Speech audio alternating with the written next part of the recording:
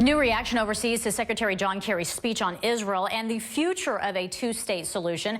A spokesman for British Prime Minister Theresa May rebuked Kerry for his criticism of Israeli settlements on Palestinian territory.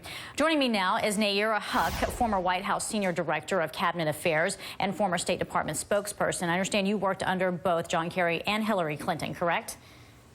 I did, Betty. All right. Well, you've got interesting perspective. Let's get right to it. You know, May's spokesperson said in part, and I'm quoting here, that we do not believe that the way to negotiate peace is by focusing only on one issue, and we do not believe that it is appropriate to attack the composition of the democratically elected government of an ally. So what is your response to that criticism of Kerry? Well, it's very interesting that you see that the British actually voted for the resolution earlier in the week, which also condemned the settlements and terrorism in the area. And what you're seeing is that as a result of this resolution that came to the UN, the Middle East peace process suddenly became part of a very partisan transition that's erupted here in the United States, as well as what is a transition in the UK. I mean, they've also had their challenges with Brexit and the change in their party and a change in leadership. So really, the Middle East peace process at the moment is a way for leaders around the world, particularly in Europe, to put down their markers of how they feel about the issue, even if it's not necessarily what is long-standing policy. So that's there's the politics of it with the leadership and their perspectives. John Kerry, obviously, who has spent quite a chunk of his tenure at the State Department trying to do shuttle diplomacy, going back and forth, and resolve this during the Obama administration. We haven't seen a resolution or a two-state solution come through yet. That'll be hopefully something that the Trump administration will be able to focus on. So you have the partisan legacy piece, but then you also have a separate piece, which is the long-standing policy of these countries, which is independent of leadership opinions. Yeah. And that's the commitment. Let me just jump in here because in listening to this, right, there's been a whole lot of resolutions in the past. Why is this one getting so much reaction?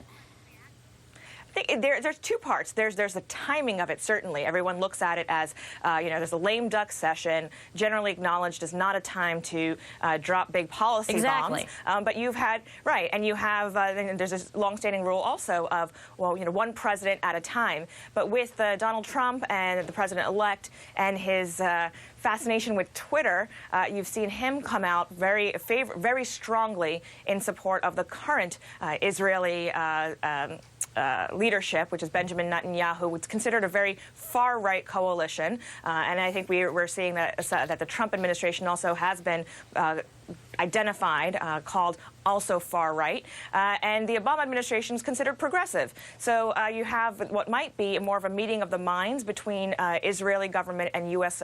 government officials going forward, but the timing has been critical. You have, at the moment, one president who is the progressive, President Barack Obama, who, with Secretary Kerry, wants to leave some legacy pieces, and you will probably hear him make some statements as he's leaving office about to help put a capsule on the 8 years of tenure. But that's what you saw with Secretary Kerry's speech also. He's something he worked on very personally and throughout his tenure there. And so he was looking to identify and put a marker down that this is where we are, this is how I feel. Now, that's separate from the UN. The UN has never been a real policy-making body where any of their resolutions have teeth, unless they're doing sanctions. This is so a statement of principle. And in this statement of principle, which was brought forward by countries other than the United States, the United States had a vote, and the United States abstained. Interestingly enough, the UK, the British, voted in favor of this resolution. But then we hear Theresa May say what she says. It's going to get a lot of talk, and a lot of people are going to have their opinions out there. Obviously, Netanyahu not excited about this in any form or fashion. He's, against it completely, and we'll see how this plays out, especially in the last days of the Obama administration. Thank you so much for joining us, Nayyera. We do appreciate your time. Losing both houses.